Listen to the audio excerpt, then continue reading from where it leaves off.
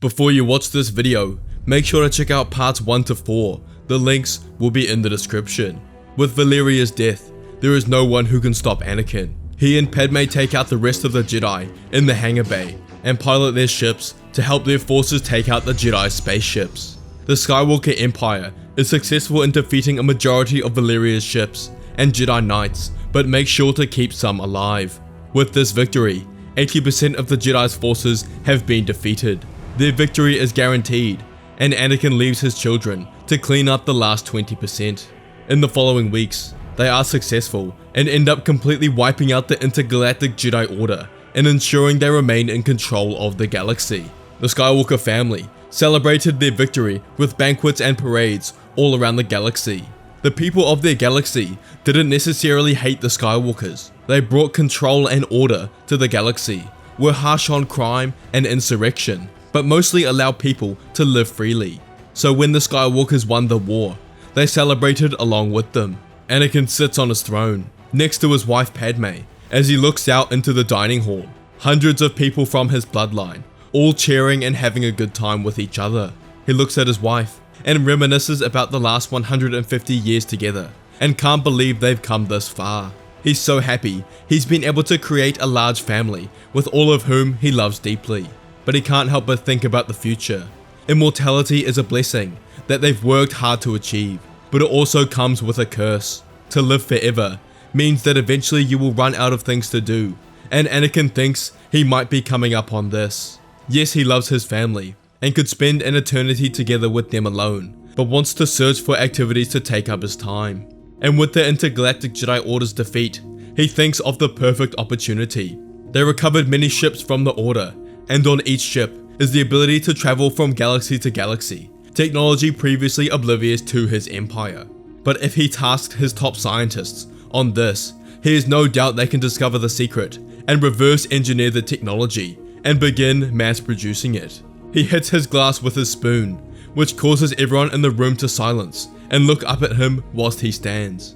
He congratulates everyone on their victory in the war, but now tells them, with this victory comes an entire new opportunity. He tells them his plan, to occupy the Jedi's technologies and gain the ability to travel between galaxies, spreading the Skywalker family influence, defeating the Jedi Orders around the galaxy, and gaining control of countless systems. Through this, they will become the most powerful empire the universe had ever seen, and unlock all secrets of the Force. As he concludes his speech, everyone in the room cheers as they all celebrate together.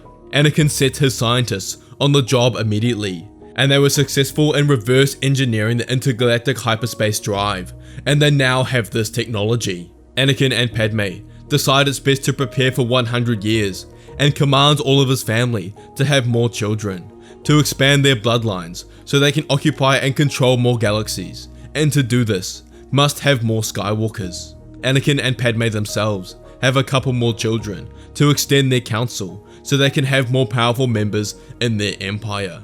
100 long years of preparation, and the time has finally come. Their fleet is massive, backed by their Sith Empire, which is made up of over 10,000 Sith, with the Skywalker blood running through all of them. Together, Anakin and Padme conquer their first galaxy, and use this to create a blueprint when taking over other galaxies.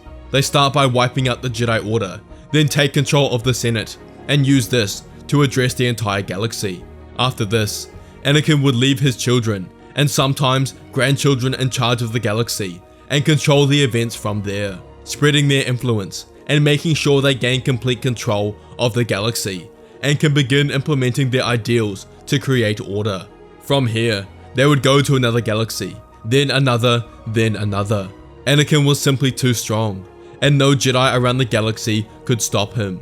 In their conquest, they encountered a few more intergalactic Jedi Orders, but none that rivaled the one that attacked their galaxy. And Anakin was disappointed that no Jedi had strength equal to Valeria. But no matter, he got enough enjoyment in their conquest. He thinks back to Valeria, and in a way, owes her for all of this, and hopes she is watching from above, as he undoes everything she had done and fought for around the universe. Her arrogance blinded her, just like the original Jedi in his galaxy. Sometimes Anakin will go to a galaxy alone, and wipe out a Jedi Order by himself, He's mastered every dark side technique possible, and no amount of Jedi were enough to defeat him. He did encounter some unique Jedi during his conquest, wielding interesting weapons, using rare force abilities, but it was no match for the Chosen One. He gathered the best scientists from the galaxies under his control, and got them to work together to improve the intergalactic hyperspace drive, so that it became just as easy as normal hyperspace travel from planet to planet. With this, he and Padme didn't have to be separated for too long, and could come back together after each of their individual missions. They created a communication system across galaxies, which allowed Anakin to communicate with all his forces around the galaxy, no matter how far, and could personally come to deal with any insurrection and resistance that they came to face. The Skywalker family kept growing, as did their influence around the galaxy. 500 years pass, as the Skywalker Empire has now occupied half of the known universe. They never encountered a galaxy or Jedi Order they could not defeat, and due to their exponential growth, their family has reached over 1 million members. But this was not enough, and Anakin was forced to delegate some galaxies to people in power who weren't part of their family, but they all remained loyal, as everyone knew there was no chance of opposing Anakin and Padme. After these 500 years, Anakin and Padme decide to personally take a break from invading galaxy to galaxy and return to their original one. Anakin hadn't been back here in 100 years, but Padme had a surprise for him. She takes him back to the countryside, where they walk the fields where Padme first realized she was falling in love with Anakin, and they think back on this time so many years ago.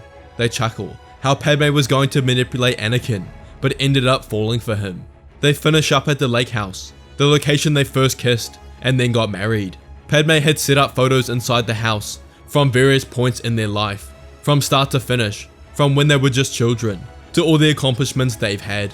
The victories, the children, the family moments all bonding together. They hug each other on the couch and spend the night reminiscing about their past and all they have achieved together. Anakin and Padme Skywalker, the two strongest Force users the galaxy had ever seen, deeply in love, and truly would rule until the end of time. Thank you all for watching. I hope you enjoyed the final part of this series. I promise it will be the conclusion. I know a few of you enjoy rewatching the series, so I will upload the full 5 parts together in one video with better audio and editing for a better experience. Leave your thoughts in the comments below and let me know what other series you'd like me to do.